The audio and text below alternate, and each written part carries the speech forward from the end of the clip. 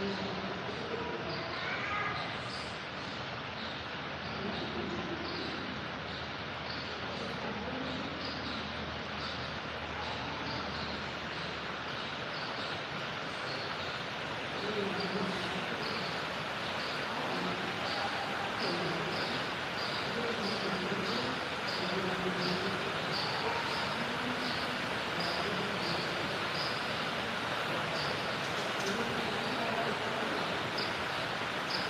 ya.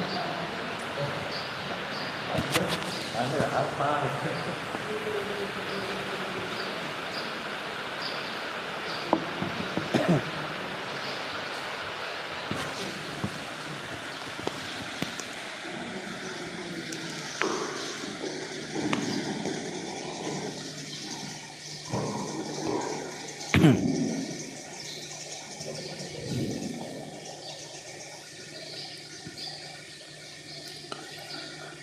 Bismillahirrahmanirrahim. Assalamualaikum warahmatullahi wabarakatuh. Alhamdulillah wassalatu wassalamu ala Rasulillah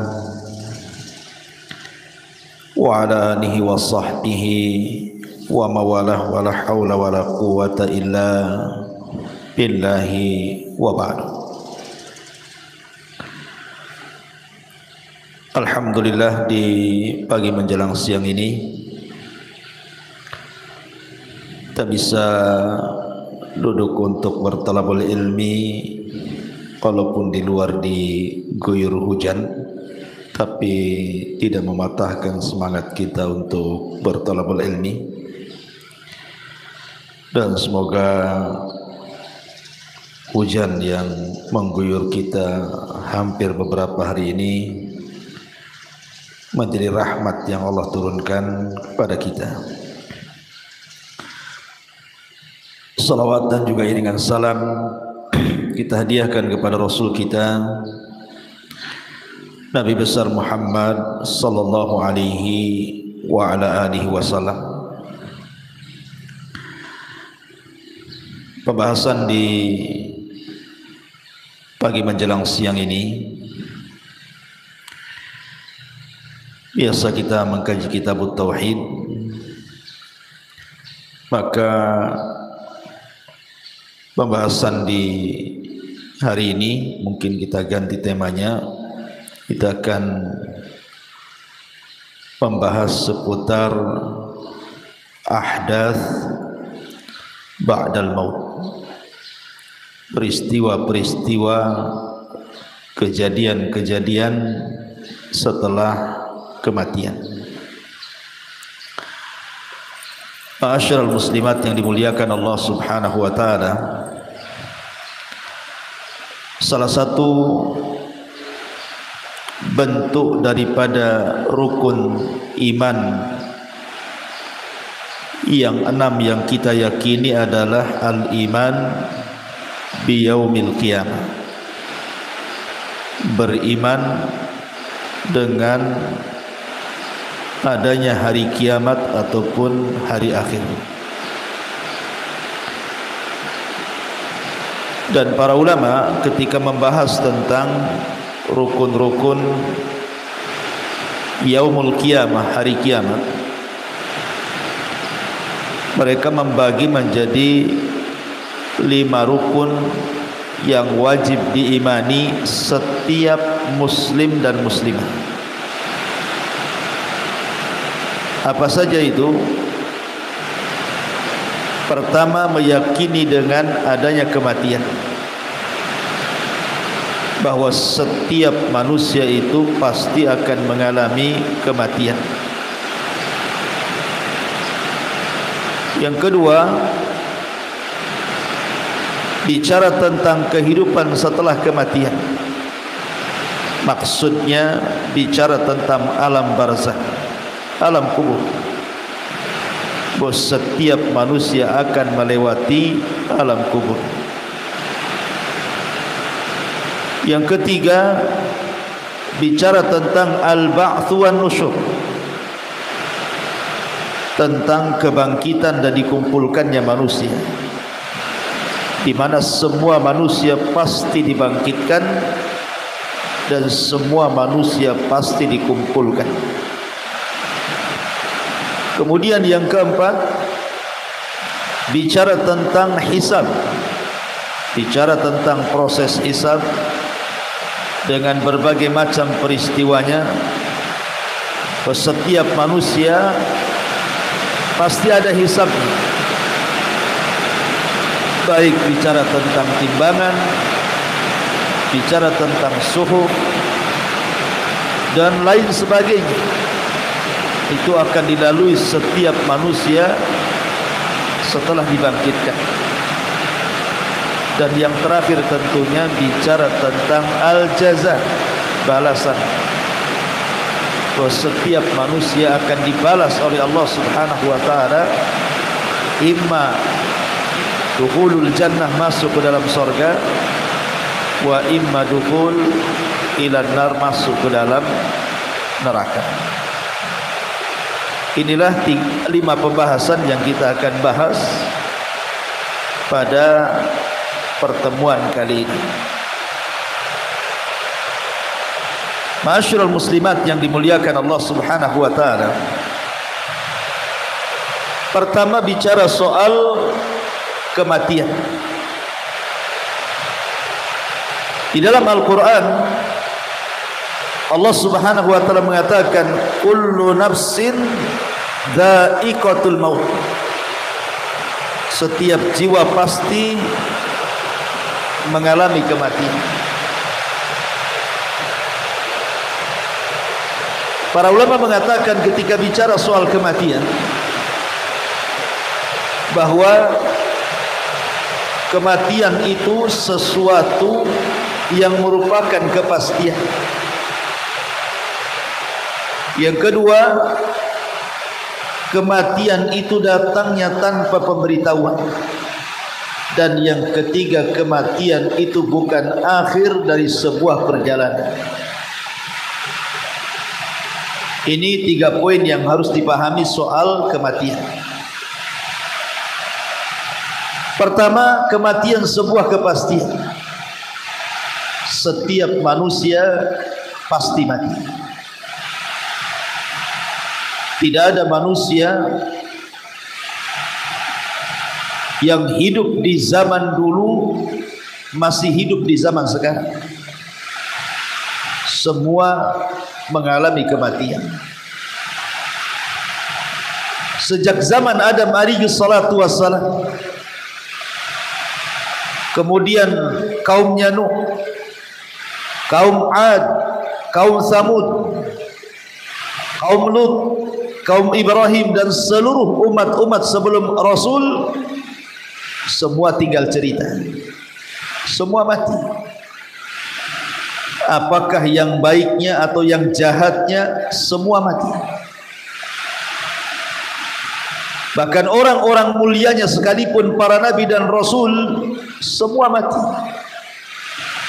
Termasuk Nabi kita Muhammad sallallahu alaihi wasallam juga sudah meninggalkan kita dan mengalami kematian. Ataupun orang jahat,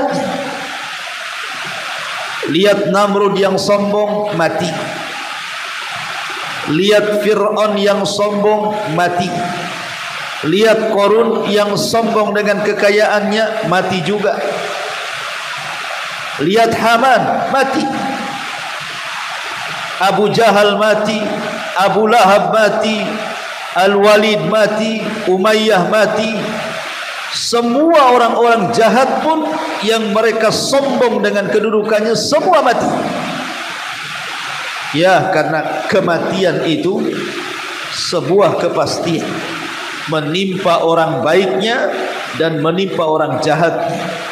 Dan Allah Subhanahu wa taala mengatakan kullu nafsin dha'iqatul maut. Setiap jiwa itu pasti mengalami kematian. Ma'asyiral muslimin yang dimuliakan Allah Subhanahu wa taala. Kemudian yang kedua, kematian itu datangnya tanpa pemberitahuan. Kenapa Allah Subhanahu wa taala tidak memberitahu kematian seseorang. Hanya para nabi saja yang diberitahu kematian. Maknanya bahwa kematian itu sebuah rahasia yang Allah rahasiakan. Pertanyaannya, kenapa Allah rahasiakan? Maka jawabannya adalah supaya setiap manusia itu melakukan persiapan. Makanya Nabi SAW mengatakan, al-kayyisu man dana nafsahu wa amila lima ba'dal maut.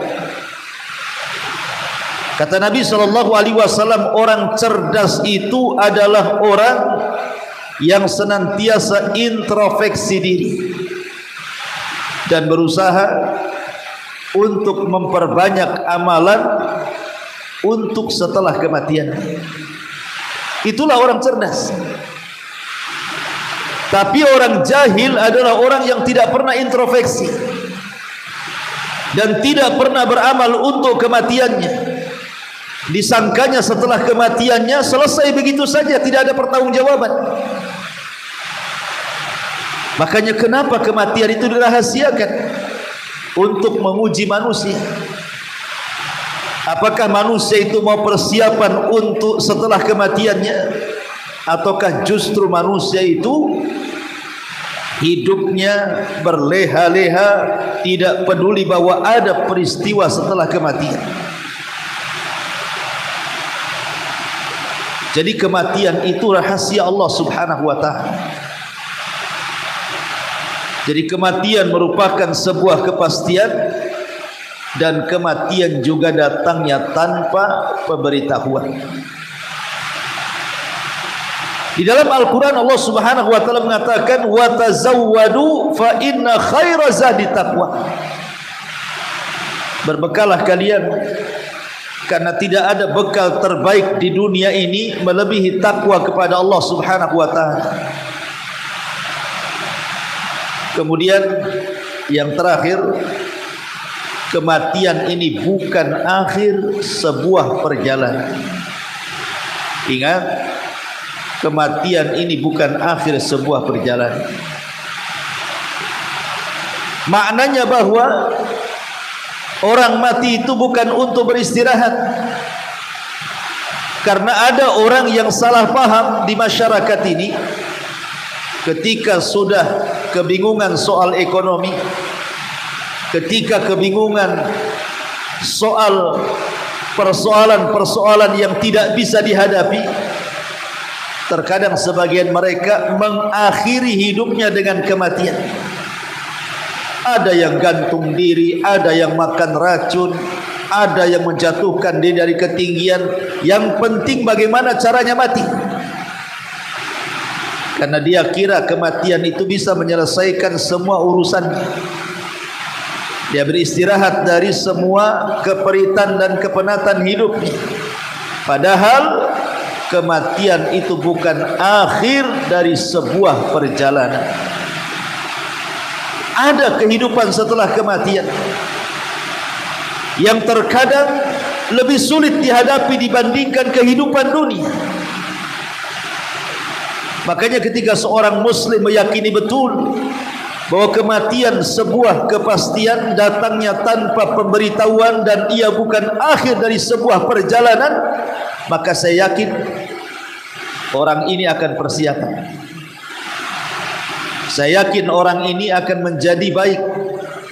Terlahir padanya akhlak-akhlak disiplin, tanggung jawab, jujur, dan berusaha untuk mempersiapkan segalanya. Kenapa? Karena ada kehidupan setelah kematian yang akan melelahkan perjalanan hidupnya. Ma'asyiral muslimat yang dimuliakan Allah Subhanahu wa ta'ala, yang perlu dipahami seputar kematian ini, Bu, bahwa betapapun manusia tidak mau meninggal, betapapun manusia tidak mau berpisah dari dunia, sehingga sebagian mereka terlena dengan dunia, dengan mengumpulkan berbagai macam harta benda, tetap saja kematian itu akan menjemput kita. Mau lari kemana? Sekalipun rumah kita dipagarlah dengan pagar yang sangat kokoh, dengan security yang sangat banyak, dengan pintu yang tebal, bukan berarti malaikat maut tidak bisa menembus rumah kita. Makanya Allah Subhanahu wa taala mengatakan, "Ainama takunu yudrikkumul mautu walau kuntum fi burujin musayyadah." Dimanapun kalian berada, maka malaikat itu akan mengejar kalian, walaupun kalian di belakang benteng yang sangat kokoh sekalipun, maka malaikat pasti akan sampai kepada kita. Ma'asyiral muslimat yang dimuliakan Allah Subhanahu wa taala, perobatan sehebat apapun ataupun cara-cara yang ditemukan oleh pakar-pakar kesehatan, baik cara mengobati atau obatnya sendiri, yang terkadang ditemukan obat-obatan yang mampu mengobati penyakit yang dulu dianggap menakutkan, sekarang dianggap penyakit biasa. Yang dulu dianggap penyakit luar biasa, sekarang dianggap penyakit biasa. Dan itu sudah kita saksikan kan Bu ya. Dulu ada penyakit-penyakit itu sekali dengar saja sudah ketakutan kita rasanya. Contoh corona kan. Corona ini awal munculnya Bu, satu dunia ketakutan. Bahkan kita sendiri mengalami ketakutan kan, nggak mau keluar rumah tuh. Ada orang batuk sedikit di warung, bubar semuanya, takut kena corona. Ada orang yang bersin sedikit langsung menghindar, takut kena corona. Coba sekarang Bu, biasa saja orang tuh. Ya ke pasar biasa, ya jalan biasa, ya di bus biasa, di pesawat biasa, biasa saja. Kenapa? Alasannya sudah divaksin, vaksinnya sudah 3 kali, sudah booster. Bu, kematian itu tidak bisa ditangkal booster. Mau divaksin 100 kali pun Bu, kalau kematian sudah datang itu percuma tuh vaksin. Mau didatangkan dokter tingkat internasional untuk mengobati dan mengoperasi orang sakit, kalau datang matinya tidak akan sanggup dia mengobati. Kenapa? Karena kematian itu sebuah kepastian. Tidak bisa kematian ditangkal oleh obat. Tidak bisa kematian ditangkal oleh operasi. Oleh dokter hebat pun, bahkan dokternya sendiri yang mati. Saya itu punya kawan Bu, seorang dokter. Wah, kalau cerita kesehatan nomor 1 tuh. Masih muda. Usianya 30 tahun ke atas saja, belum 40 tahun. Terakhir sampailah ke telinga saya Bu, kabar inna lillahi wa inna ilaihi raji'un. Mati duluan. Dokternya mati duluan. Padahal belum 40 tahun usianya. Tiap hari dia ngobati orang. Karena kematian itu tidak pandang bulu. Mau Anda dokter, mau Anda bukan dokter, mau Anda petugas rumah sakit, mau Anda bukan petugas rumah sakit, kalau sudah datang kematian itu, maka tidak bisa ditangkal apapun. Kenapa? Karena kematian itu sudah ditakdirkan. Bagaimanapun caranya, kalau sudah ditakdirkan hari ini mati, mati. Tidak ada yang bisa menghalang-halangi. Makanya kenapa Allah Subhanahu wa taala mengatakan di dalam Al-Qur'anul Karim, bagaimana Allah Subhanahu wa taala menjelaskan bahwa kematian itu tidak akan mungkin ditangkal oleh apapun. Allah mengatakan hatta idza balagatit taraq wa qila man raq. hatta idza balagatit tarak wa qila man raq. Ketika nyawa sudah di kerongkongan, kata Allah, ketika nyawa sudah sampai di kerongkongan di leher orang tersebut, maka Allah mengatakan wa qila man raq, siapa yang bisa meruqyah dia? Siapalah yang bisa mengembalikan ruh ke dalam jasadnya? Tidak akan bisa. Kalau sudah nyawa di kerongkongan itu, dia akan mati karena sudah dekat ajalnya. Makanya kenapa Nabi SAW mengatakan innallaha yaqbalu taubata 'abdin ma lam yughargir. Allah itu masih menerima taubatnya seorang hamba sebelum nyawa ada di tenggorokan. Karena biasanya kalau nyawa sudah di tenggorokan itu sudah tidak bisa diselamatkan. Makanya taubatnya ditolak. Kalau memang orang yang nyawanya di tenggorokan itu bisa diselamatkan, tentu taubatnya masih diterima. Tapi Rasul mengatakan Allah tolak taubatnya orang yang nyawanya di tenggorokan itu. Kenapa? Karena jarang yang selamat.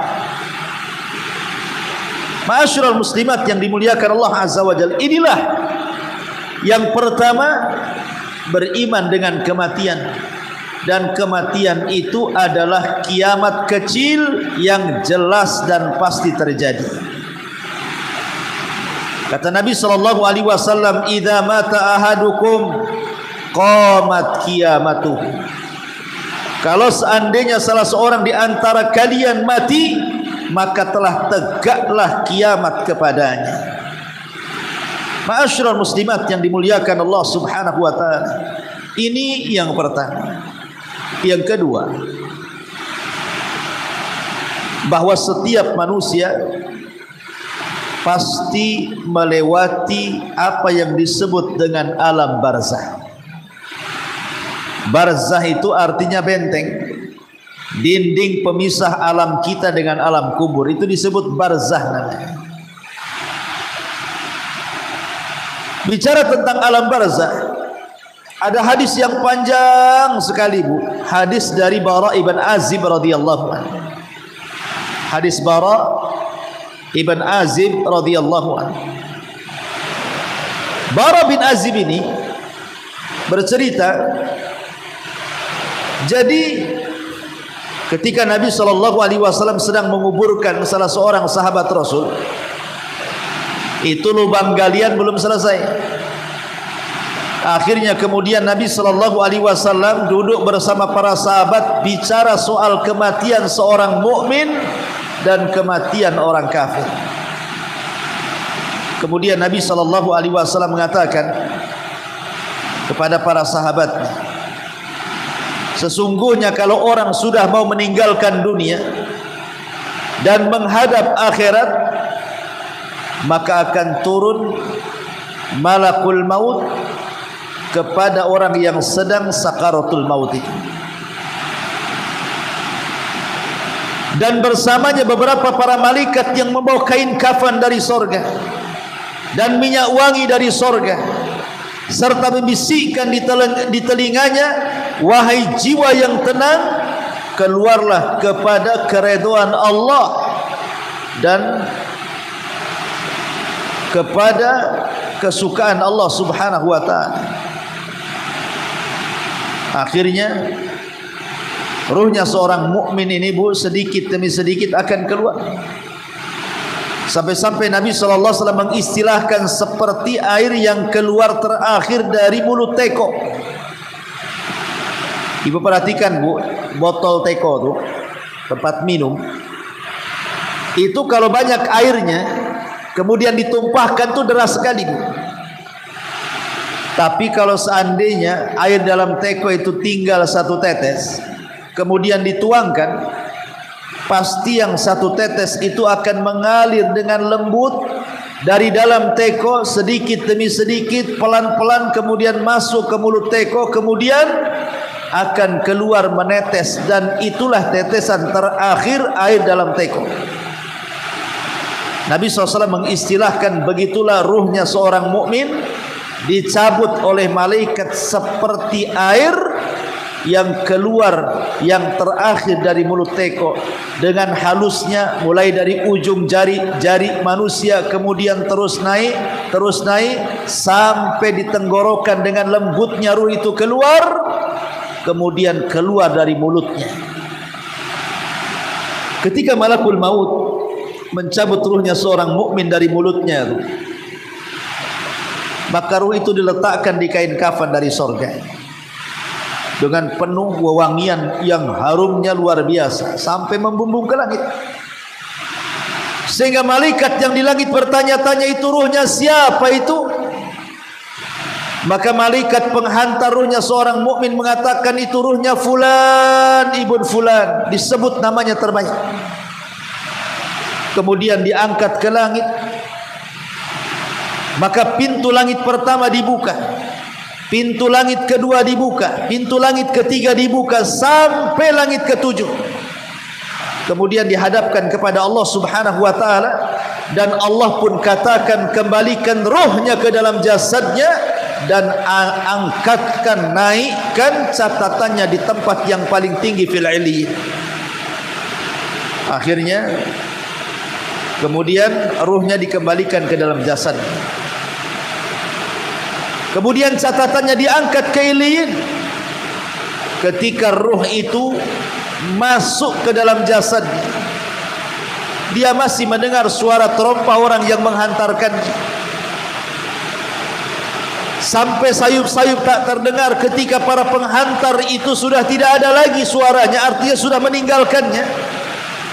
Datanglah dua malaikat yang disebut Munkar dan Nakir, bertanya, man rabbuk, siapa Rabbmu? Wa ma nabiyuk, siapa nabimu? Wa ma dinuk, apa agamamu? Karena dia orang yang beriman, maka dia sanggup menjawab dan mengatakan, Allah Rabbku, Muhammad nabiku, Islam agamaku. Maka Allah katakan, yutsabbitullahu alladhina amanu bil qauli tsabit. Orang-orang yang beriman akan mantap jawabannya. Ketika mantap jawabannya, maka ada suara dari langit mengatakan, sadaqa abdi, hambaku telah benar. Bukakan pintu sorga, arahkan ke kuburannya. Hantarkan angin sorga, arahkan ke kuburannya. Hantarkan pakaian dari sorga, hantarkan ke kuburannya. Hantarkan makanan, minuman dari sorga, hantarkan ke kuburannya. Sehingga kuburan menjadi sorga kecil bagi dia. Dan itulah yang disebut dengan nikmat kubur. Orang ini akan mendapatkan nikmat yang luar biasa dalam kuburan. Kemudian tiba-tiba datang orang yang entah berantah dari mana. Orang yang datang ini sangat cantik, sangat ganteng, sangat tampan, sangat mengasihkan dan mengenakkan. Kemudian duduk di samping orang yang mendapatkan nikmat kubur itu. Kemudian diajak ngobrol. Entah berapa ratus tahunlah diajak ngobrol itu. Karena kiamat itu kan lama, tidak tahu kapan dibangkitkannya. Coba bayangkan, sejak ada orang yang mati di zaman Rasul sampai hari ini sudah 14 abad tidak dikiamat-kiamatkan. Artinya orang itu sudah lama di kuburan. Macam mana orang yang mati di zaman Nabi Nuh? Berapa ratus ribu tahun dia di kuburan tuh. Atau yang di zaman Nabi Adam meninggal sampai hari ini, kita tidak tahu berapa lama mereka hidup di kuburan tuh. Tapi Allah Subhanahu wa ta'ala berikan kesenangan kepada orang-orang yang beriman. Dihantarkanlah orang baik itu, diajak ngobrol, seolah-olah dia baru sebentar di kuburan. Tiba-tiba orang baik memberitahu, fulan, Israfil sudah mau meniupkan sangkakalanya. Maknanya kiamat sudah dekat.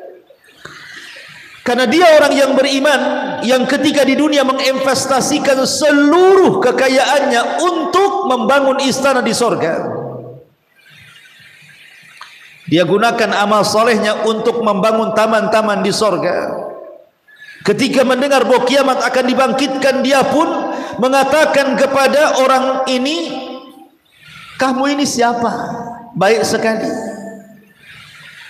Maka orang ini mengatakan, ana amaluka saleh, sayalah amal solehmu, sayalah solatmu, sayalah zakatmu, sayalah silaturahimmu, sayalah baca Quranmu, sayalah zikirmu, sayalah silaturahimmu, dan begitu seterusnya. Kemudian dia pun berteriak, ya Rabb aqimis sa'ah, ya Rabb, ya Rabb tegakkan kiamat, ya Rabb tegakkan kiamat, supaya aku bisa kembali ke rumahku, menemui keluargaku. Maka orang ini orang yang paling bahagia, orang yang paling bahagia, karena dia sudah dijanjikan surga yang luasnya selangit dan sebumi. Makanya dia mengatakan, ya Rabb bangkitkan kiamat supaya aku cepat pulang ke rumahku. Ini kalau ruhnya seorang mukmin. Tapi kalau ruhnya orang kafir, maka Nabi SAW mengatakan ruhnya orang kafir itu sangat bahaya ketika dicabut. Sampai-sampai kata Nabi SAW, ibu tahu safun itu pisau yang berbentuk cerulit bengkok. Ketika malakul maut ini mencabut nyawa orang yang fasik, yang kafir, yang munafik itu, maka ibarat pisau itu dimasukkan ke kambing wol yang lebat yang belum dicukur, kemudian disiram air sehingga bulu-bulunya menempel di pisau itu. Sambil berteriak-teriak malakul maut mengatakan, wahai ruh yang jahat, wahai ruh yang jelek, keluarlah engkau kepada kemurkaan dan kemarahan Allah Subhanahu wa ta'ala. Maka ruh itu kemudian dicabut dengan paksa seperti pisau cerulit yang dibenamkan di bulu-bulu kambing wol yang belum dicukur, kemudian disiram. Saat ditarik rontok semua tulang dan persendiannya. Dia pun akan merasakan sakit yang tidak ada yang tahu rasa sakitnya kecuali Allah Subhanahu wa ta'ala. Kemudian malaikat yang lain sudah menyiapkan kain kafan dari neraka dengan bau busuk yang luar biasa. Diletakkanlah kemudian ruh yang jahat, yang jelek itu dari kain kafan dari neraka. Kemudian bau busuknya membumbung ke langit. Tidak ada satupun malaikat kecuali mencelanya. Tidak ada satupun malaikat kecuali melaknatnya. Busuk sekali ini ruhnya siapa? Akhirnya kemudian ruh itu diangkat oleh malaikat. Tetapi di langit pertama pun, pintu langit pertama tidak dibuka. La tufattahu lahum abwabus sama. Allah tidak membukakan pintu-pintu langit bagi mereka. Mereka tidak bisa naik ke langit, tidak bisa berjumpa dengan Allah, karena ini ruhnya orang kafir, orang munafik, orang fasik. Allah tidak mau menemuinya, sehingga pintu langit pun ditutup rapat-rapat, tidak diizinkan naik ke langit. Akhirnya kemudian Allah Subhanahu wa ta'ala hanya mengatakan, kembalikan ruhnya ke dalam jasadnya, hantarkan catatannya kemana? Ke tempat yang paling rendah di bumi, di sebuah tempat namanya Sijjin. Sijjin itu lebih dalam dibandingkan bumi, melewati lapisan terakhir bumi, itulah Sijjin. Lah itulah catatan-catatan orang kafir munafik diletakkan di situ. Kemudian kata Allah, kembalikan ruhnya ke dalam jasad. Malaikat ini tiba-tiba melempar ruhnya begitu saja. Bayangkan kalau seandainya ibu jatuh dari ketinggian 15-20 meter saja, kemudian jeduk ke tembok, apa enggak sakit semua tuh? Itulah ruh yang dijatuhkan dari langit, ketika kembali ke bumi menyatu dengan jasadnya itu sama dengan orang yang jatuh dari ketinggian bermeter-meter tuh. Apa enggak remek semua badannya tuh? Apa enggak patah semua tulangnya? Apa enggak copot semua persendiannya? Maka dia pun menjerit-jerit di kuburannya karena kesakitan, seolah-olah jatuh dari ketinggian. Belum selesai dia merasakan sakit dari jatuhnya, tiba-tiba Munkar dan Nakir datang dan mengatakan, man rabbuka, siapa Rabbmu, wa man nabiyuka, siapa nabimu, wa madinuka, apa agamamu. Karena dia orang kafir munafik, mana bisa jawab. Pertanyaan ini tidak bisa dijawab karena hafalan. Walaupun di dunia sudah hafal, di akhirat belum tentu hafal. Ketika ditanya man rabbuk, siapa Rabbu, dia mengatakan la adri. Aku tidak tahu katanya. Ketika ditanya wa man nabiyuk, siapa nabimu, dia pun mengatakan la adri, aku tidak tahu. Ketika ditanya wa madinuk, dia mengatakan la adri. Aqulu kama qalan nas wa fa'altu kama fa'alan nas. Aku hanya ngomong seperti yang diucapkan manusia, aku hanya berbuat seperti yang diperbuat manusia, taklid, tidak tahu apa-apa. Maka dia pun akan dipukul dengan sebuah gada yang sangat besar, yang kalau seandainya gada itu dipukulkan di gunung Uhud, hancur tuh berantakan gunung Uhud itu. Macam mana kalau palu itu letakkan di kepala kita? Maka ketika itu Allah mengatakan, angkadzaba abdi, hambaku telah berdusta. Sempitkan kuburannya kepadanya, hantarkan ular, kalajengking dan berbagai macam hewan buas ke dalam kuburannya, siksa dia. Subhanallah. Maka ketika itu Allah mengatakan, bukakan pintu neraka, hembuskan panas neraka ke dalam kuburannya, hantarkan azab-azab neraka ke dalam kuburannya, hantarkan keperitan, ketakutan neraka ke dalam kuburannya. Maka ketika itu dia mengalami ketakutan yang hebat. Itulah yang disebut dengan azab kubur namanya. Dari sini kita tahu bahwa dari hadis Bara' bin Azib radhiyallahu an, ada 3 peristiwa penting di alam barzakh. Pertama, su'alul malaikah, pertanyaan malaikat Munkar dan Nakir yang disebut dengan fitnah kubur. Yang kedua, orang yang lepas dari fitnah kubur mendapatkan nikmat sorga, itulah disebut dengan nikmat kubur. Yang ketiga, orang yang tidak lepas daripada pertanyaan itu, dia tidak bisa menjawab, kemudian disiksa, akhirnya dia merasakan siksaan yang luar biasa, itulah disebut dengan azab kubur. Tapi di sana ada peristiwa yang keempat yang disebut dhaghtatul qabri. Apa dhaghtatul qabri itu?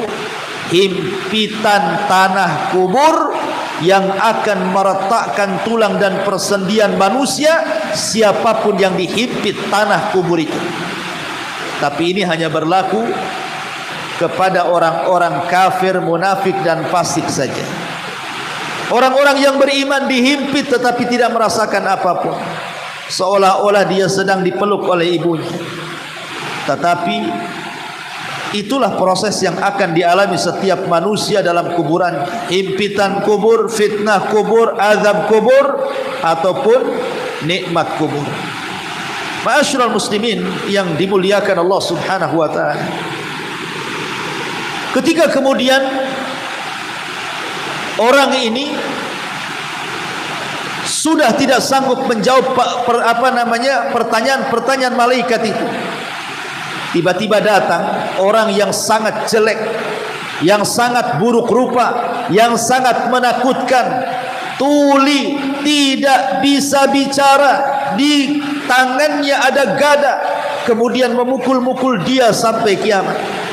Ketika dihabarkan bahwa kiamat sudah dekat, dia malah minta agar kiamat jangan dibangkitkan dan mengatakan, ya Rabb, la tuqimis sa'ah, ya Rabb, la tuqimis sa'ah, wahai Rabb, jangan tegakkan kiamat, jangan tegakkan kiamat. Karena dia tahu bahwa azab neraka jauh lebih dahsyat dibandingkan azab kubur. Karena azab kubur itu Allah bahasakan dengan azabul adna, dan azab akhirat Allah bahasakan dengan azabul akbar. Makanya dia tahu ini azab rendah. Ketika ia dengar kiamat mau dibangkitkan, maka dia mengatakan, jangan kau bangkitkan kiamat, jangan kau bangkitkan kiamat ya Allah. Ma'asyiral muslimat yang dimuliakan Allah Subhanahu wa taala. Inilah peristiwa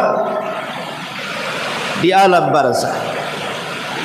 Kemudian kita masuk pada peristiwa yang ketiga. Masuk pada peristiwa al-ba'tsu wan nusyur. Al-ba'tsu itu artinya kebangkitan, an-nusyur itu manusia dikumpulkan. Ketika Allah Subhanahu wa taala mengutus Nabi sallallahu alaihi wasallam, maka ketika itulah Israfil kemudian sudah mulai meletakkan moncong trompetnya di lisan. Sampai-sampai Nabi sallallahu alaihi wasallam merasakan hal itu, sehingga Rasul tidak enak tidur, tidak enak makan, tidak enak minum, tidak enak segala-galanya, hidupnya murung, sedih dan begitu seterusnya. Sehingga sahabat bertanya, ada apa engkau hai Rasul? Kenapa engkau murung seperti itu? Maka Nabi sallallahu alaihi wasallam mengatakan, kaifa un'am wa qad iltaqama sahibu qarnin qarnan. Bagaimana aku bisa nikmat hidup, kata Rasul, sementara Israfil sudah meletakkan moncong sangkakalanya. Bagaimana aku bisa nikmat tidur, bisa nikmat makan, bisa nikmat minum, bisa nikmat segala-galanya, sementara Israfil sudah meletakkan moncongnya di mulut. Artinya Israfil tinggal menunggu izin dari Allah, suruh meniup maka dia akan tiup. Subhanallah. Kenapa Israfil baru meletakkan moncongnya saat diutusnya Nabi sallallahu alaihi wasallam? Ya, karena Nabi itu nabi terakhir. Karena sudah tidak ada nabi setelah Nabi sallallahu alaihi wasallam.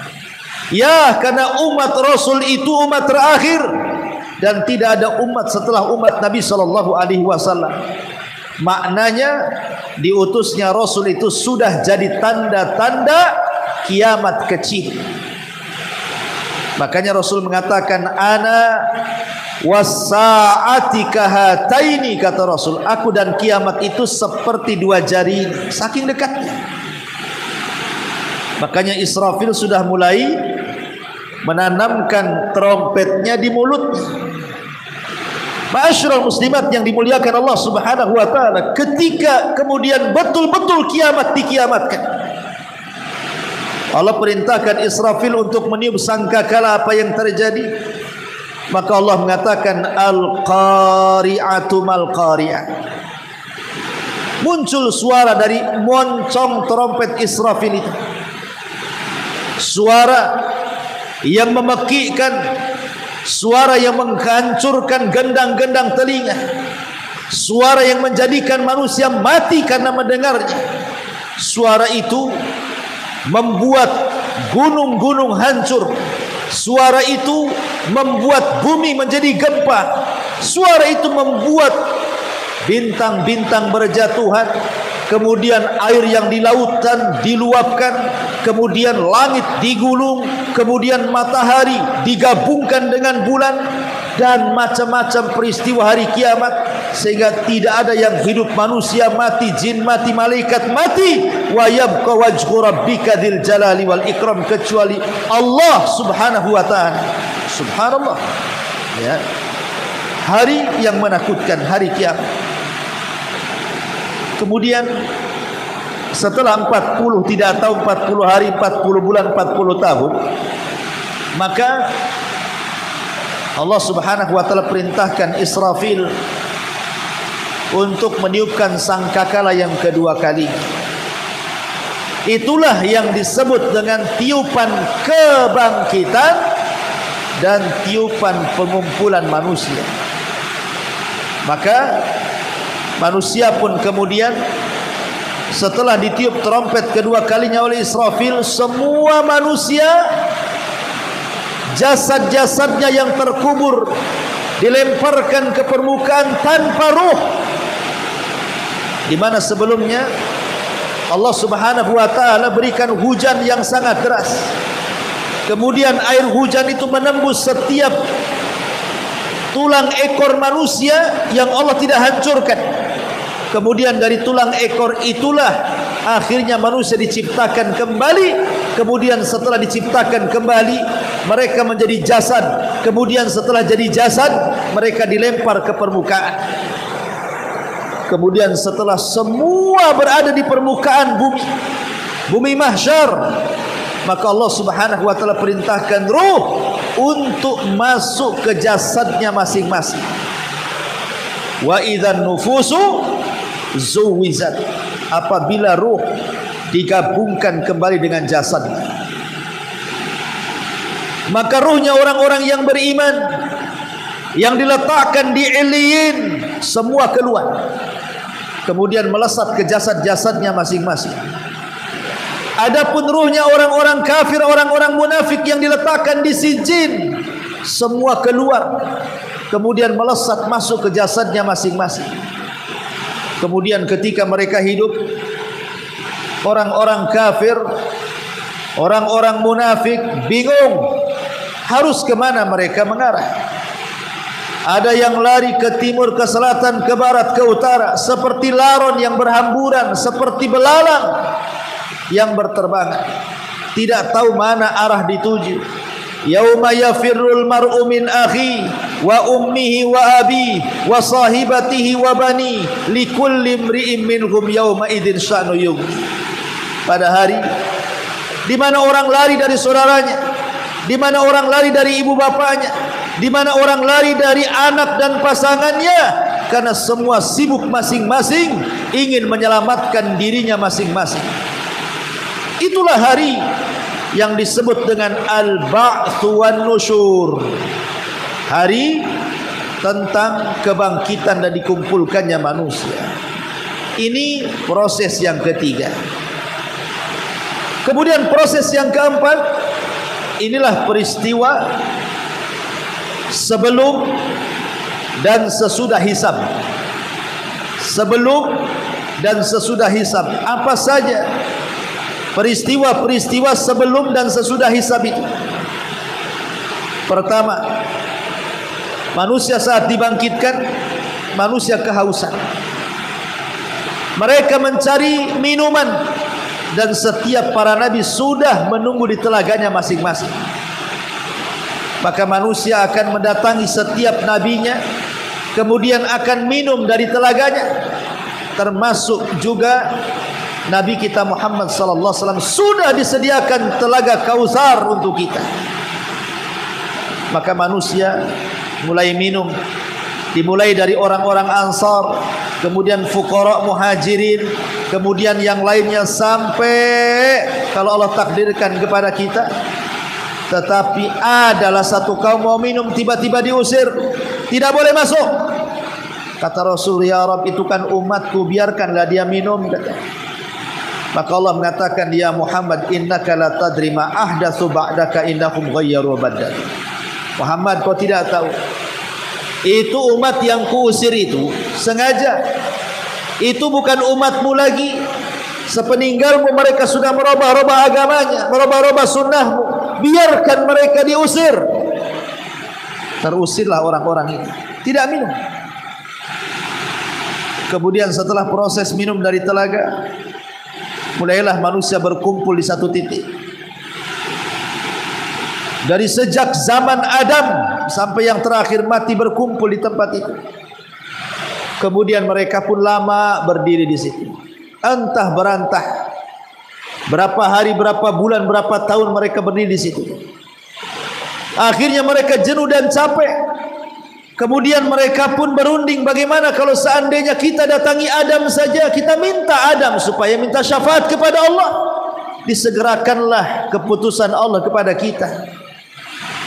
Akhirnya Adam pun mengatakan, aku tidak bisa menolong kalian. Aku tidak bisa menolong kalian. Nafsi-nafsi, urus diri kalian sendiri, urus diri kalian sendiri. Tapi cobalah kalian datang kepada Nuh. Boleh jadi Nuh punya solusi. Datang mereka ke Nuh. Ya Nuh, engkau kan Rasul pertama, mintalah syafaat kepada Allah. Ala taro ila ma nahnu fi, lihatlah kondisi kami ini susah, keringat bercucuran, matahari didekatkan, susah capek berdiri. Wahai Nuh, mintakan syafaat untuk kami kepada Allah Subhanahu wa ta'ala. Maka Nuh mengatakan, aku tidak bisa, sebaiknya kalian datang kepada Ibrahim. Maka mereka datang kepada Ibrahim, sama pula jawabannya. Kata Ibrahim, sebaiknya kalian datang ke Nabi Musa. Musa pun sama, tidak bisa menjawab. Kata Musa, sebaiknya datang kepada Isa. Isa pun sama dan mengatakan, sebaiknya kalian datang kepada Muhammad sallallahu alaihi wasallam. Akhirnya mereka pun datang kepada Nabi kita Muhammad sallallahu alaihi wasallam. Maka Rasul mulai menghadap Allah dengan sujud yang lama di bawah arasy. Sampai akhirnya entah berapa lama Rasul sujud. Akhirnya Allah datang menemui Rasul dan mengatakan, irfa ra'saka ya Muhammad, sal tu'ta qul tusma, ishfa tushaffa. Muhammad, angkatlah kepalamu, kau bicara, aku dengar. Kau minta, aku beri. Kau minta syafaat, aku beri kau syafaat. Dari situ Nabi SAW satu-satunya Nabi yang akan memberikan syafaatul uzma yang tidak diberikan kepada Nabi-Nabi yang lain. Setelah proses syafaat, maka manusia akan dikumpulkan di satu tempat yang disebut dengan ardul a'mal. Akan ditampakkan amalan dia. Amalannya akan ditampakkan. Setelah amalannya ditampakkan, sampai-sampai ada orang yang membawa 99 catatan. Kemudian Allah mengatakan, bentangkan catatanmu. Maka satu catatan dibentang, rupanya sejauh mata memandang. Isinya kesalahan dia semua. Tidak ada kebaikan satupun dalam catatannya itu. Sementara catatannya sejauh mata memandang pula. Akhirnya ketika Allah mengatakan, halaka min hasanah, apakah engkau punya kebaikan? Dia mengatakan, ya Rabb, kalaupun aku punya kebaikan, buat apalah dengan keburukan yang banyak ini, katanya. Sudah down dulu, sudah kalah mental dulu. Kenapa? Karena semua catatannya buruk, semua gak ada yang baik. Itu disebut ardul a'mal. Baru setelah itu proses hisab. Di mana proses hisab ini menjadi khilaf para ulama tentang 3 perkara: hisab, timbangan, pembagian catatan. Mana yang lebih dulu? Ulama berselisih pendapat. Apakah hisab dulu, kemudian pengambilan catatan, kemudian timbangan, ataukah timbangan dulu, kemudian hisab, kemudian mengambil catatan, ataukah mengambil catatan dulu, kemudian hisab, kemudian timbangan? Wallahu a'lam. Antara 3 perkara ini bisa dibolak-balik, menjadi khilaf para ulama mana yang lebih dahulu. Tapi yang jelas bahwa ini akan terjadi proses hisab. Dan hisab ada 2, ada hisab yang mudah, ada hisab yang sulit.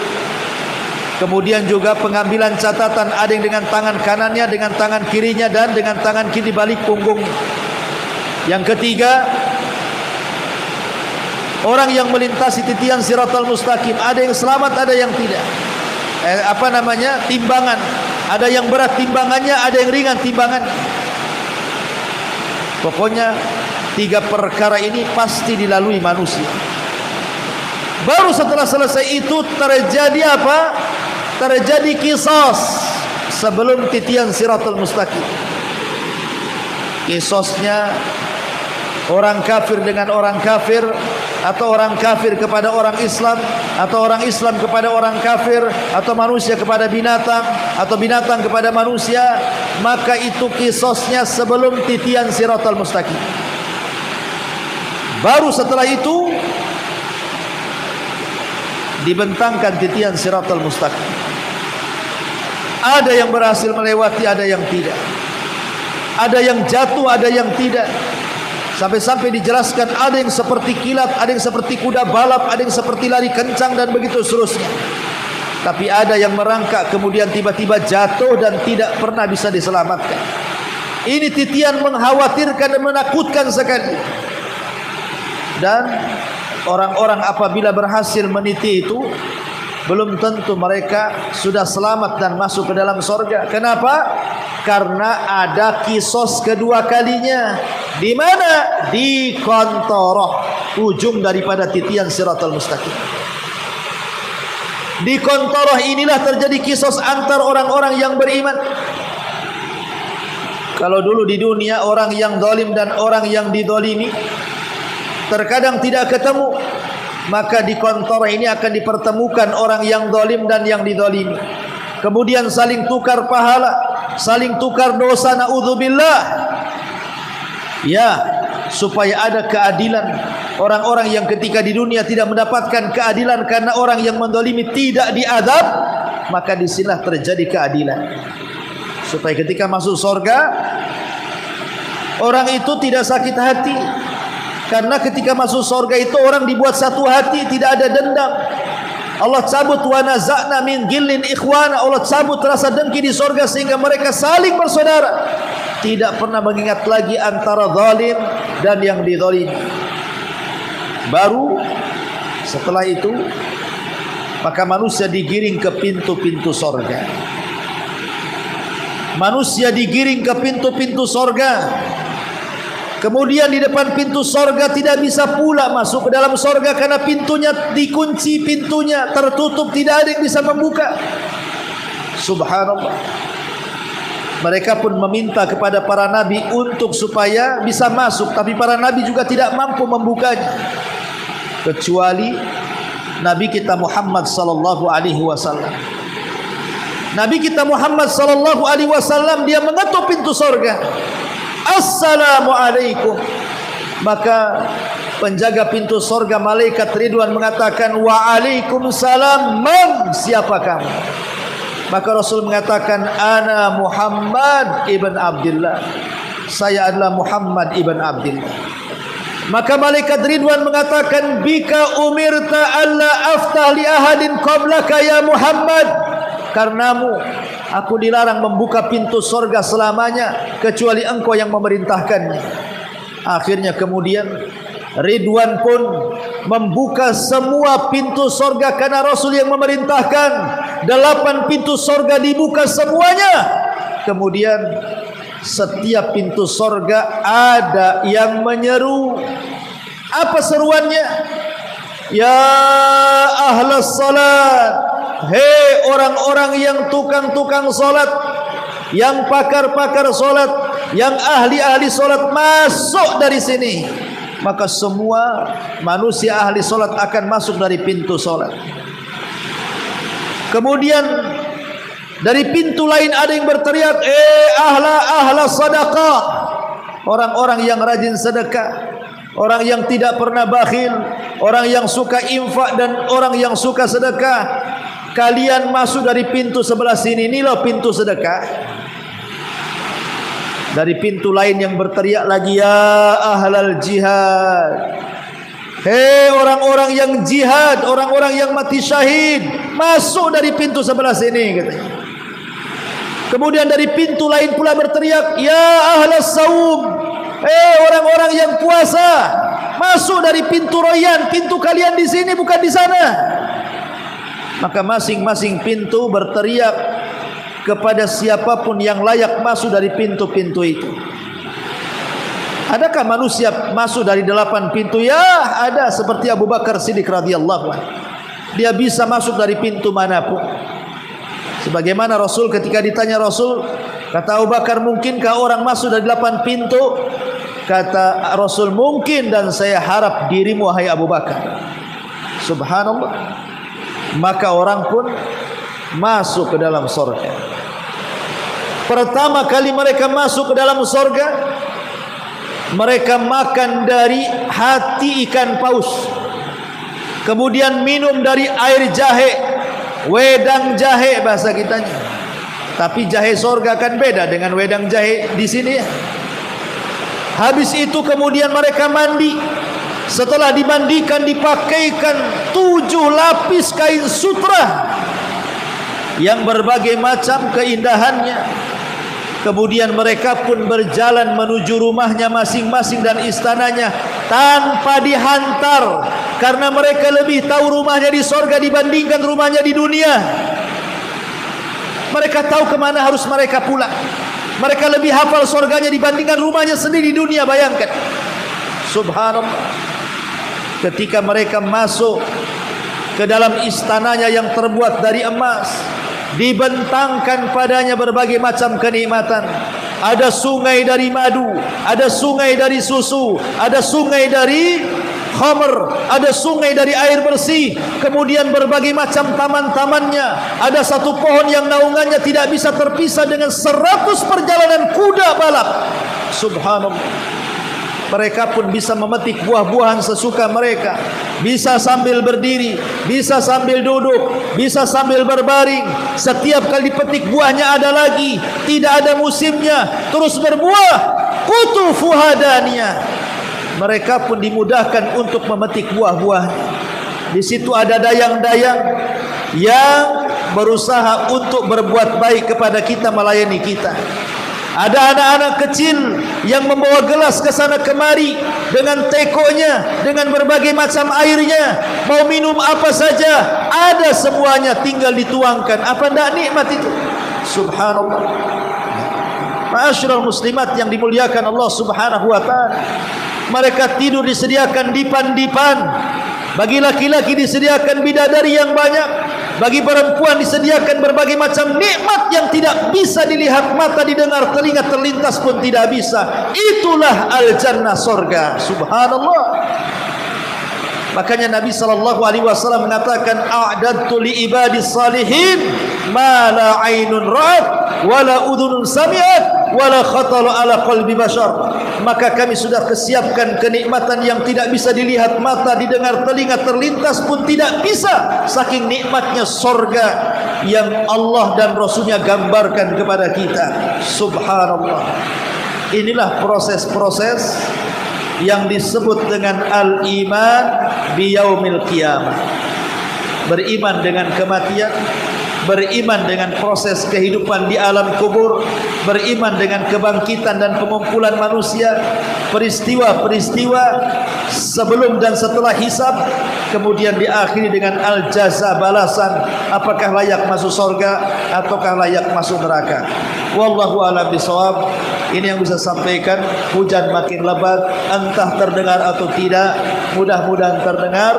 Dan kita juga berdoa kepada Allah Subhanahu wa ta'ala, mudah-mudahan hujan makin lebat ini tidak membawa adab bagi kita, tetapi membawa rahmat bagi kita, sehingga hujan ini betul-betul menyuburkan tanah di sekitar kita. Dan kalaupun sekiranya membahayakan, maka kita berdoa, Allahumma hawalaina wala alaina. Ya Allah, pindahkan hujan ini, jangan dijadikan azab, tapi dijadikan rahmat kepada kami. Kalau toh sudah membahayakan, kirim saja ke gunung-gunung, ke hutan-hutan, ke tempat-tempat tumbuhnya pohon, sebagaimana Nabi SAW menganjurkan doa seperti itu. Subhanakallahumma wa bihamdika asyhadu an la ilaha illa anta astaghfiruka wa atubu ilaik. Allahu ta'ala a'lam. Assalamualaikum warahmatullahi wabarakatuh.